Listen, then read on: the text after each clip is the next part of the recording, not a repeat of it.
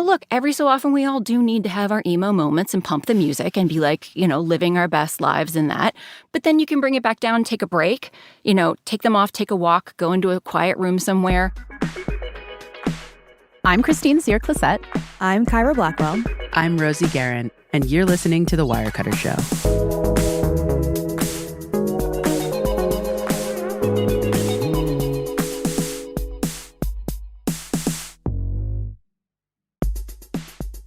Hey there.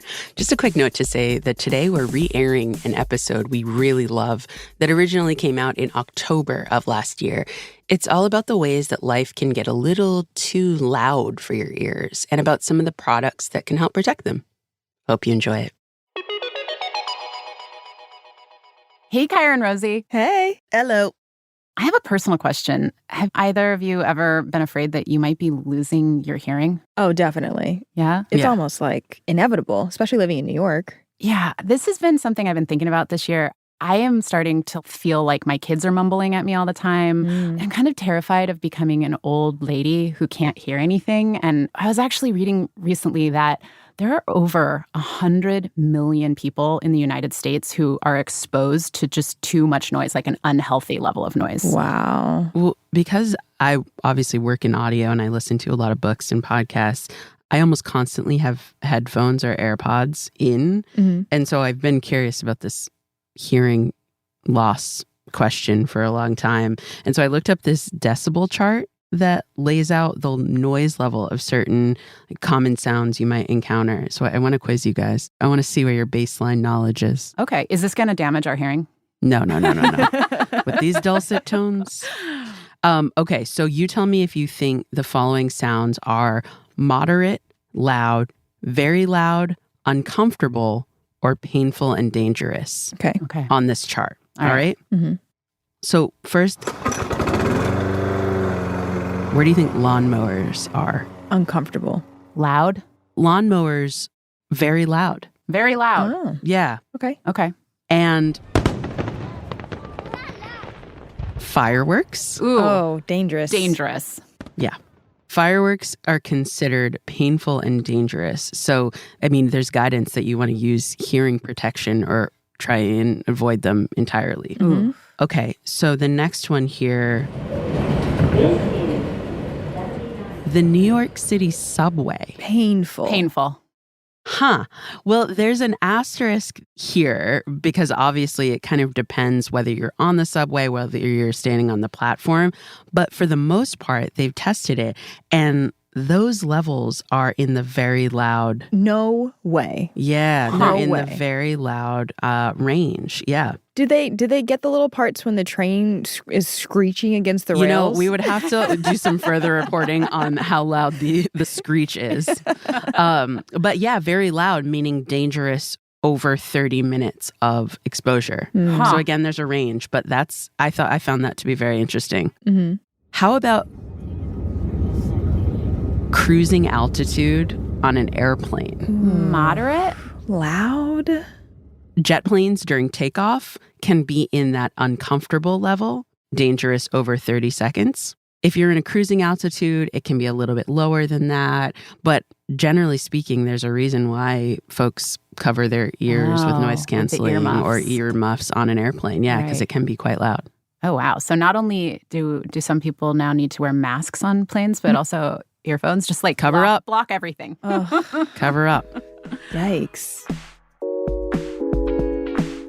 Well, that's why I'm so glad that we're going to have Lauren Dragan on next, because she definitely would have aced that test. Lauren is Wirecutter's in-house journalist for all things audio. She covers headphones. She's also done a lot of research on over-the-counter hearing aids and also noise-induced hearing loss in kids. Oof. So she can really tell us what's going on with the noise around us and how it affects our health. I've got questions for Lauren. Lots of questions. So many questions. Take notes.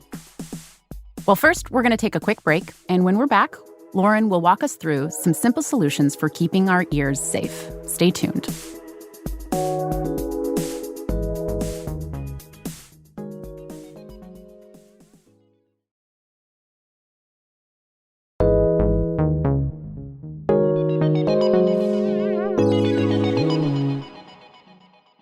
Welcome back to the Wirecutter Show. Today, our guest is Lauren Dragan, who I'm really excited about because she's Wirecutter's senior staff writer who covers audio equipment and headphones. And I think she's reviewed something like 2,000 headphones. Yeah, I think she's getting really close to that number. Yeah, I mean, it's unreal. She also has a degree in music performance and audio production from Ithaca College, and she's done extensive reporting on kids' headphones and hearing loss, and that has appeared on places like Good Morning America, the BBC, and NBC Nightly News, which is so cool. Lauren, welcome to the Wirecutter Show. Hey, thanks for having me. Lauren, you're a Wirecutter veteran. You've been working here even longer than I have, which makes us both ancient here. And I know you've gone to some really extreme lengths to test headphones, like tested in extreme heat and cold and sweat and all of that. Yeah. Well, it's the funny thing is that you get these anecdotes from people saying that, they live in certain places and have to think about their environments. And so I live in LA, so I have access to heat most of the time. But, sometimes there's things you need to test where I've had to put headphones into a freezer. I have gone into saunas and tested how much ear pads collect sweat. Oh my gosh. I've gone running in 102-degree weather. I have stepped on things with my Doc Martens. I mean, we've done all sorts of weird stuff, thrown stuff downstairs, showered with them. I spray them with fake sweat. Lauren, what is fake sweat, please? Tell the people. Tell me. Oh, my God. Okay, so here's the thing. Most of the time when things break down with water damage, it's actually more likely it's what's in the water than the water itself that's breaking the electronics, unless it's like actively getting inside. So to replicate that, often the salt is what's causing a corrosive effect. So we actually created a basically recipe, and I make that up and I spray the headphones with it and I mash a bunch of buttons, and then I keep doing that for a while to kind of simulate that buildup and see if it causes anything to go sideways. Not you creating a recipe for sweat, but I love this. Lauren, we really brought you in today because we want to talk about sound, like how noisy the world is. So I'm really curious what you think is contributing to that, like how loud the world is. Oh my gosh. Well, I mean, first of all, the Industrial Revolution. Let's start not to get to. But seriously, everything around us now is making a lot more noise. We've got a lot more traffic and people are living in cities and the subway. And then you've got more media. So you've got, television and headphones on. And it sort of becomes this confluence of different types of noise that are all contributing to you getting a sustained level of sound that we were not genetically ready for, from an evolutionary perspective. We're not supposed to get that level of noise all the time. We're supposed to get occasional thunderstorms and then mostly pretty quiet. So it's just, part of living in a modern society with machines. I think that many people might have a vague sense that they're exposed to too much noise, especially in really loud events like concerts. But what are some of the ways everyday noises can impact your health? Well, there's a couple different ways. So, I mean, first of all, yes, hearing loss can be part of it. But also, there's been studies done that essentially have said that it also affects us emotionally. So it can affect our ability to be able to focus. It also can make us depressed. So a lot of noise is not just something that can be physically damaging, but also psychologically damaging. And I believe there's also been some studies that have shown that too much noise can contribute to other physical health problems like hypertension, stroke, and heart attacks. Absolutely. So, and that all is kind of tied together. I mean, if you have higher stress, it's going to add to hypertension. And so you think about all these things, it's a cause and effect, like a domino effect through our bodies. And so it sounds like something small, like noise, but actually each of those added effects can create a larger ballooning problem. And this is also, it's harder for people with sensory processing issues too, right? Like making things quieter can be an accessibility thing as well. Right. Yeah, absolutely. Yeah, people who have sensory processing issues, people that are on the autism spectrum that have that, it can be really, really difficult to just live your day-to-day life because you're constantly being bombarded with this overwhelming wave of sound to you. It kind of affects everyone. It's not just any one person's isolated issue. It's everyone. And is there a particular sound level where you really should start to worry? Here's the thing about that. So a lot of times you'll see 85 dB What does bandied dB about. mean? Decibels. So we're realizing that anything above really 75 for a long time can start to cause damage.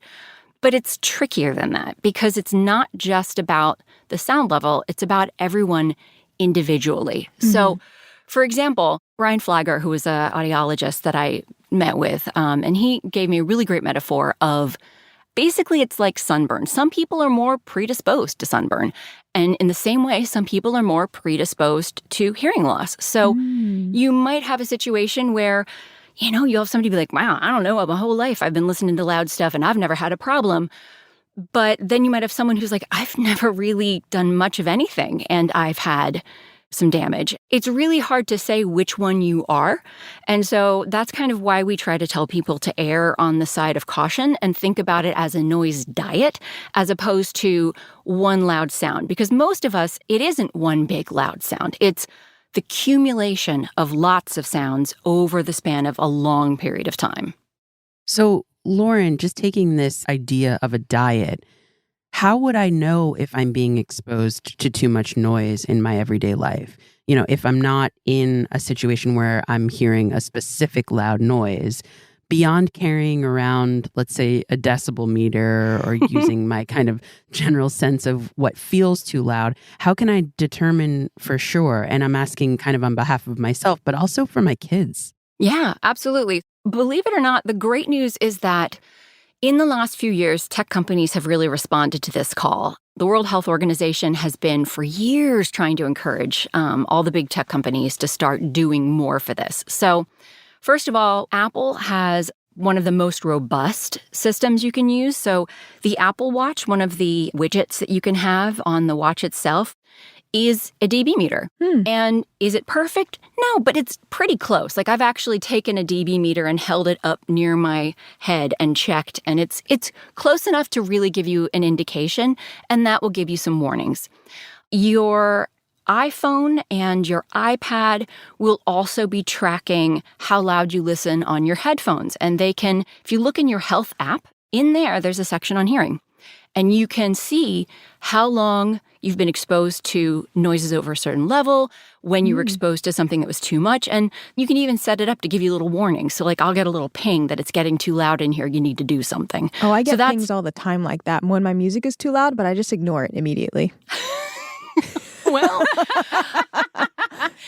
but Lauren, are there similar notifications on like a Google Pixel or some other Android phone? so some of them do. Like the thing about Android that's really tricky is Android is so broad. It really depends on the individual phone. But I know that some Samsung devices have a volume limit in there. So you can actually go in and you can set like a maximum volume level.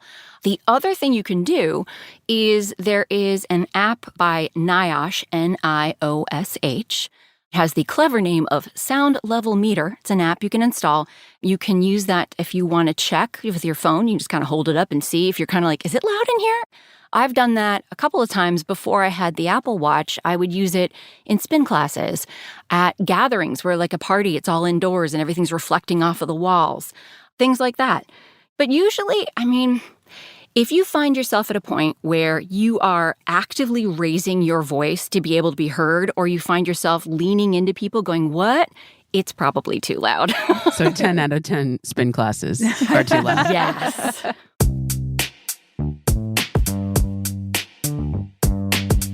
Lauren, I am really afraid to ask you this next question because I suspect that I have hearing loss. I told Rosie and Kyra this already, but I want to hear it from you. What are the signs that might indicate that you have some hearing damage? Okay, so there's a couple things. The first thing is, do you find that you're asking people to repeat themselves in order to understand what they're saying? Do you find that you're looking at people's faces? It helps you to hear better. Sometimes we're looking at mouths and using that as a contextual clue. Are other people sometimes telling you that you're kind of talking too loud a lot? Do you find that when you're sitting and you're with someone else and they're watching television, you go, can we turn it up? Because I can't understand what they're saying. Those are all kind of early signs that you might be having some hearing loss.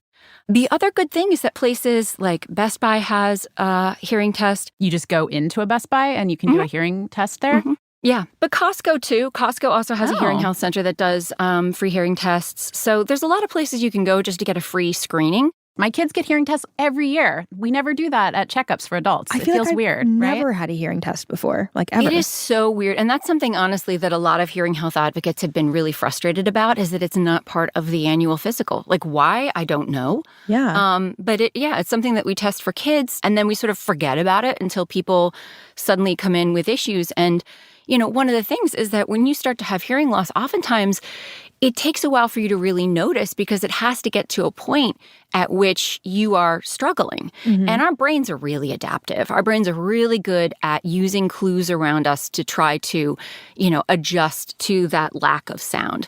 So it can sometimes be to a point where it's like, oh, wow, I could actually benefit from hearing aids before you actually notice. Mm. So, yeah, I don't know why it's not something we do more. I really wish we did, because we do eye exams.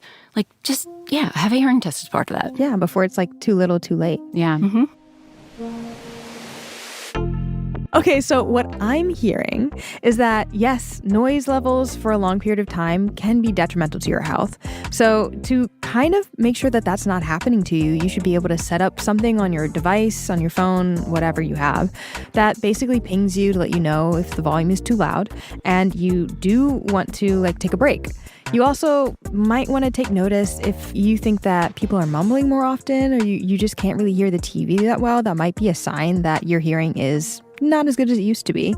And it's really important, if you can, if it's accessible to you, to maybe go to your local Costco or Best Buy and take a hearing test, and you can see really what the situation is.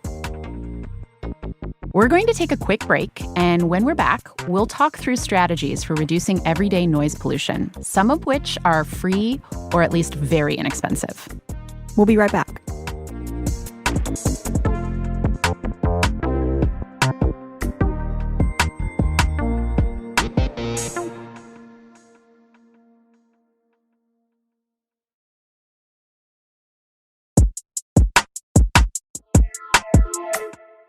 Welcome back to the Wirecutter Show. This episode, we're talking with Wirecutter's headphone writer, Lauren Dragan, and we're covering all the ways that noise pollution can impact your health and what you can do about it. So earlier, we talked about how everyday noise pollution can actually cause physical and mental health problems, and how to tell if you're exposed to an unhealthy amount of noise. So we've already talked about the problem, but now we want to talk about the solution. What are the things that you do, Lauren? What are the strategies you use to make sure that you're not exposed to too much habitual noise? Okay, so first thing I'm going to say to people is earplugs, earplugs, earplugs, earplugs. Now, everyone, you hear earplugs, you think those crummy foam things that are orange that you get at the store, and everything sounds like you're talking to one of the adults on the Charlie Brown movies. And so, no, we actually have earplugs that are made for musicians, concerts, and things like that. I use the Loop Experience 2 or the Loop Switch. They're really small. They're super easy to pop in.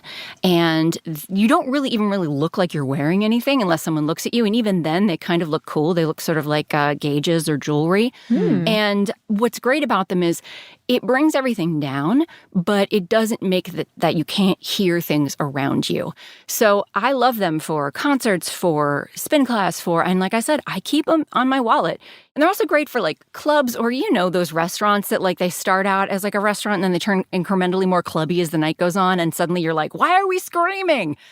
Great for those as well. That kind of stuff. Sporting events a lot of times get really loud, and we can wear earplugs.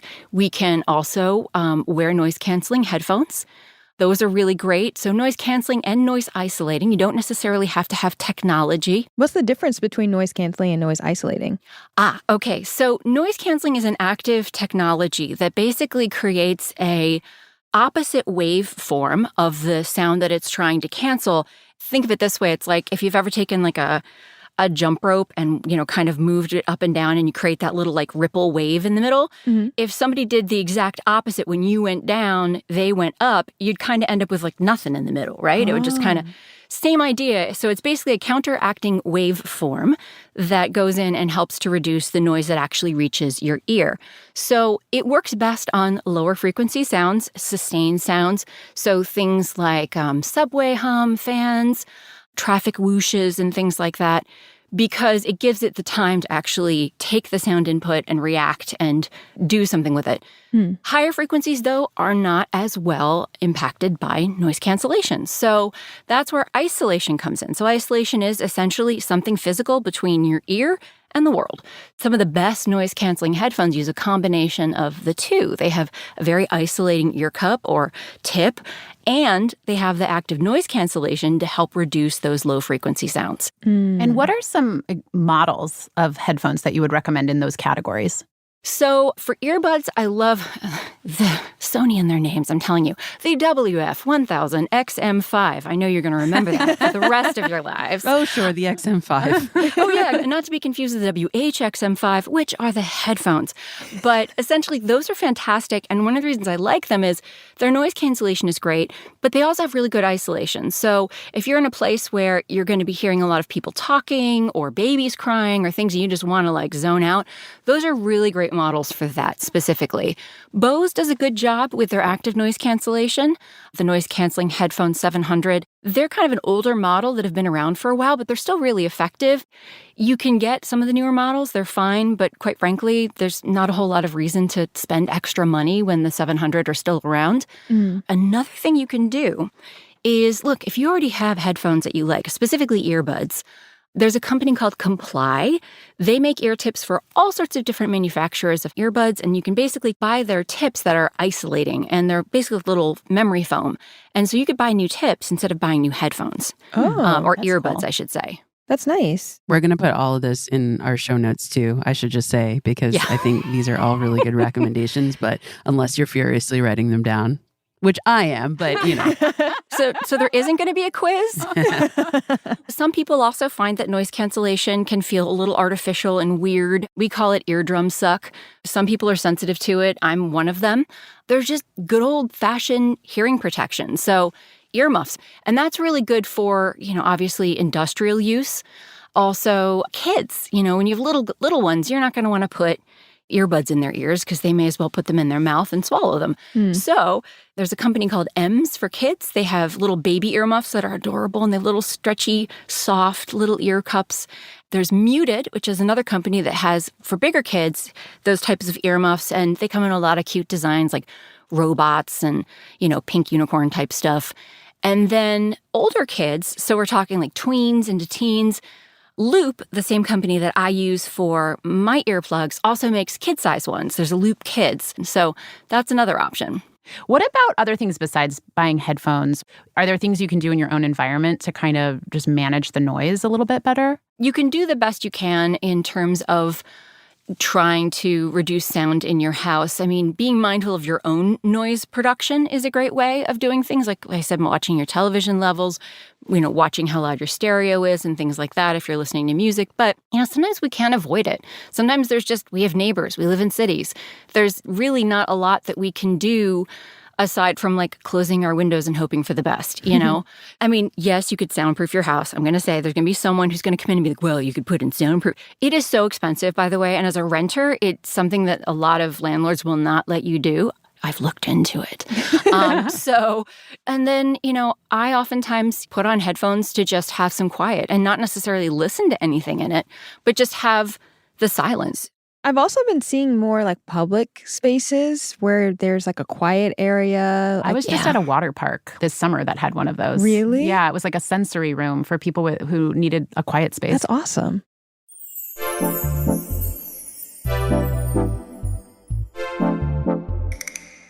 Something that you mentioned earlier, just like when life is really too loud and all you can do is put in headphones. I'm very guilty of that. I live on a first floor apartment, so I can really hear everything from the street. So I will even be at home and I'll put in headphones. But my issue is that I am playing music. I don't just sit there in silence. And I feel like it's become counterintuitive now because I'll be blasting my music basically at all hours of the day when I'm walking around the city, when I'm sitting at home at night. I feel like I don't really know how to make sure that my headphones aren't too loud. I mean, I would say, aside from all of the built-in stuff, 60% of the volume for 60 minutes and then take a break. That's kind of the rule of thumb. 60 for 60. Yeah, so set like a little, set a little timer. If you do have a little bit more exposure, because look, we all want to have some fun once in a while. Like, we all want to eat some cake occasionally. And a little bit of cake is not going to kill you. But if you eat cake all day long, every day, that's going to be the issue. So, look, every so often we all do need to have our emo moments and pump the music and be like, living our best lives in that. But then you can bring it back down, take a break, take them off, take a walk, go into a quiet room somewhere. And that also helps to give your body a chance to process that. And then really, the better isolating your headphones are, the less you'll need to turn up that volume to basically counteract what's around you. This is a hearing hygiene question for you, Lauren. Every night, I fall asleep with my noise-canceling AirPods in, usually listening to an audiobook. Is that bad? Okay, so here's the thing. Hold my hand while you break my heart. Go ahead. I know. All right. Here we go. So let me break it down to you. So the reason you'll oftentimes hear people say that it is not good for you is partly from a hygiene perspective. So just not giving your ears a physical time to breathe and clean out. Like if you're someone who is a high producer of wax, that's something you need to be kind of more cognizant of. I know. I know, but it's a real thing, and I feel for those people. Like, I'm not You know. You will know. Ears. No, you'll know. You're Your someone doctor will tell you. You'll see it in your ear tips. It will stick. Like some people will notice that they just don't hear as well over time, and they have to have it cleaned out because essentially it creates like a blockage. If you're that sort of person, you're not going to be someone who's going to want to wear earplugs all night long because it's going to exacerbate that issue. So that's one of the reasons you hear it from a hygiene standpoint. Now, do I have an issue with people listening to quiet stuff as they fall asleep? No. I think there sometimes has to be a realistic sort of balance of if you're someone who's having trouble falling asleep and you're not getting sleep, it's going to be bad for your health. So you might as well get the rest that you need and just watch your volume level. Just don't have it on too long. I'm actually surprised you can sleep with the AirPods in. That's what I was saying. But aren't there sleep headphones? Yes. So if you're someone who, like me, is like, ow, there's two things that we recommend. So there is a headband, and it's the Acoustic Sheep Sleep Phones Wireless. And they're basically Bluetooth headphones that are in like a little headband, and they sound good, and they have really soft speakers. They're great for someone who just needs a little bit of white noise or, soothing sounds or falling asleep to a meditation. They're great for that. They aren't as isolating, though. For someone who needs to deal with a snoring partner, the Soundcore Sleep A20 is the first sleep earbud that I've tried that I've actually been like, holy cow, these actually are really great. Like they will really block out snoring? Because that's something I need. Yes. The combination of the physical earbud, the wing, and the tip blocks your ear canal, so you're already getting a lot of isolation from noises around you. And then the other thing you can do if it's disrupting you, because for me, it's not so much like the sound as it is like the lack of sound and then more sound. Like I can fall asleep to a hum, no problem. But snoring, it's so start and stop. That's what makes my brain react. So you can try to find a masking noise. So what you do is you're going to look for something that's in the same frequency range as the sound that's bugging you. So if it's a snore, you're going to want something that's a little bit of a lower pitch sound, like ocean waves or what they call brown noise, like it's a lower pitched. If it's a higher pitched something like, baby cries or squeaky, like let's say you live somewhere where there's like a squeaky gate outside and it's just constantly driving you nuts. That's something higher pitched. So you're going to look for stuff that's like white noise, pink noise, or things that have more higher pitched sounds in it to try to mask it. So rain is really good for that. It's the helps to block it really well. Then there's violet noise. Violet noise is really high-pitched, but that's great for people who have tinnitus, who have like ear fatigue or hear like hisses or sizzles and want to try to cover that up. So that's another thing you can do is kind of create it so that your brain essentially isn't responding to every single time you hear that sound. It sort of gets lulled into the idea that this is a normal sound that's just sort of happening and it's soothing and part of my environment and I can sleep.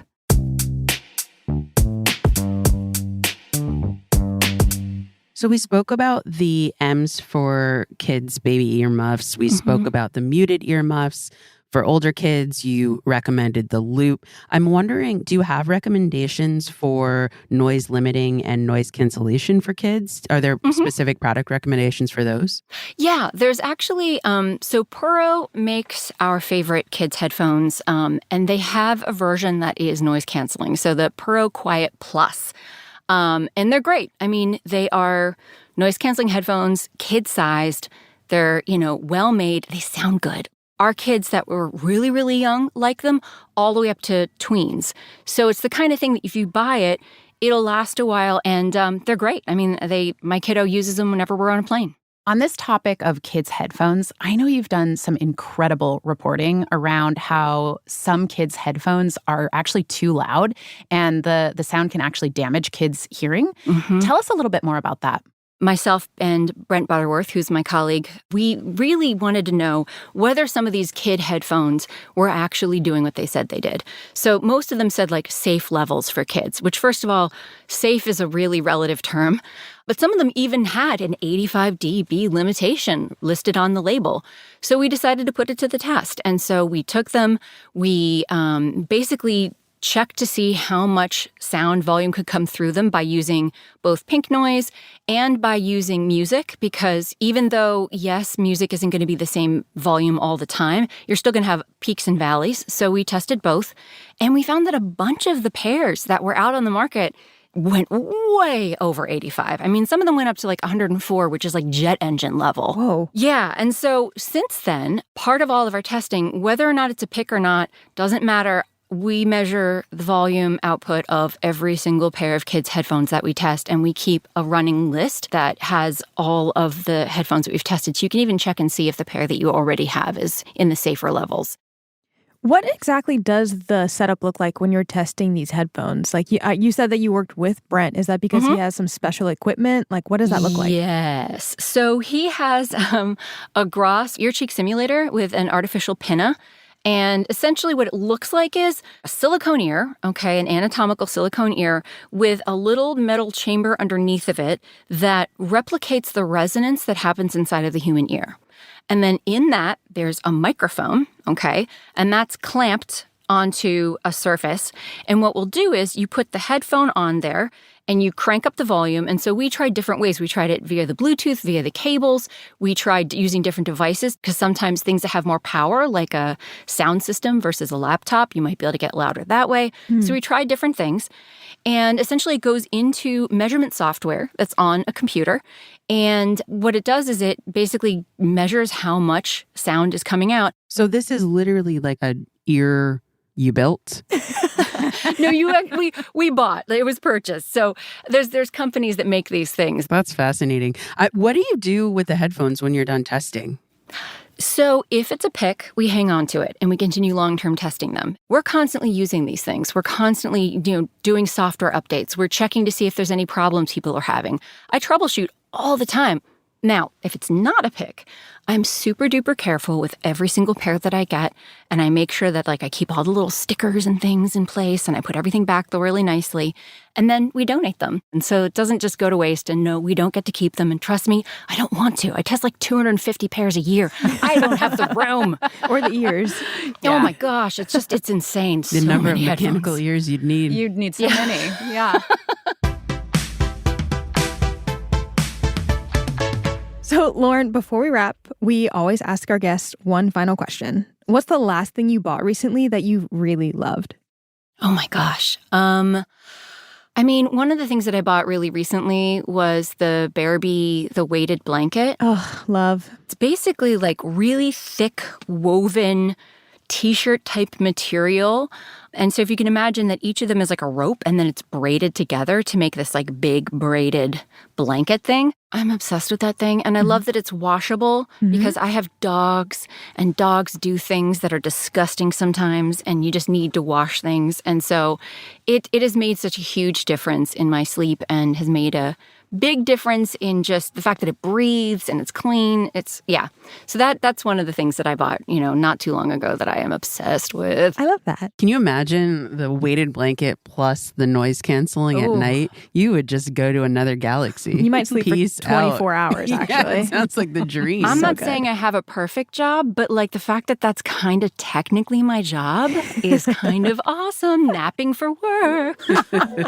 Lauren, thank you so much for joining us. This was awesome. Thank you so much for having me. It's been a blast. Okay, guys. I think I've learned that I have hearing loss. You have to go get a hearing test. I know. I have to go to Costco or something. Yeah. I know. Well, what did you take away from this? I really liked Lauren's 60 for 60 rule, which is like 60% of your total volume bar for 60 minutes. That'll definitely be easy for me when I'm just sitting at home and I'm trying to drown out like the loud honking from the street. So I love that. If you start at, 90, just tick it down to 80. Right. Then maybe 70. And then your ears will get used to 60 someday. And then I'll like have them forever, right? And then your ears? Yeah, hopefully. Hopefully. I mean, whether they work or not is another question. My takeaway is that I am going to experiment now with brown noise and pink noise in addition to white, to sort of filter out different noises based on the different frequencies. And maybe actually it's not always white noise that I need. Maybe brown noise could be more helpful. Maybe violet, maybe pink. Yeah, I think that's really cool. I didn't even really realize that there's anything other than white noise. So tell me how it goes. I will. I want to know if it really works on snoring because I might need it. So for me, I think that I've realized now that I want to get some of these loop earplugs for myself for my kids.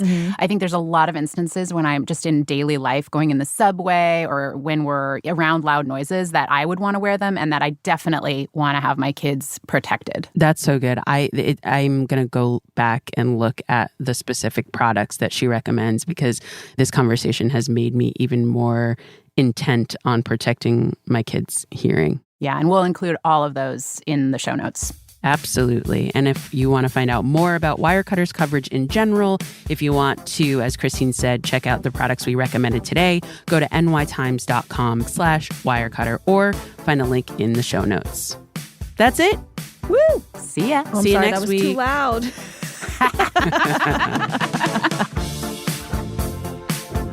The Wirecutter Show is executive produced by me, Rosie Guerin, and produced by Abigail Keel.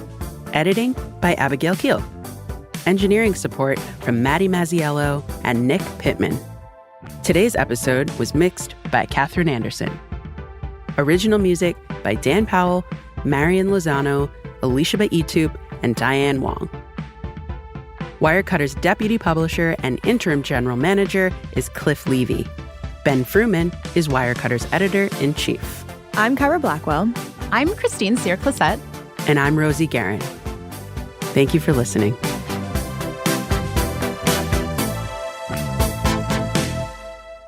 Does Brent just have this in his house? Yeah.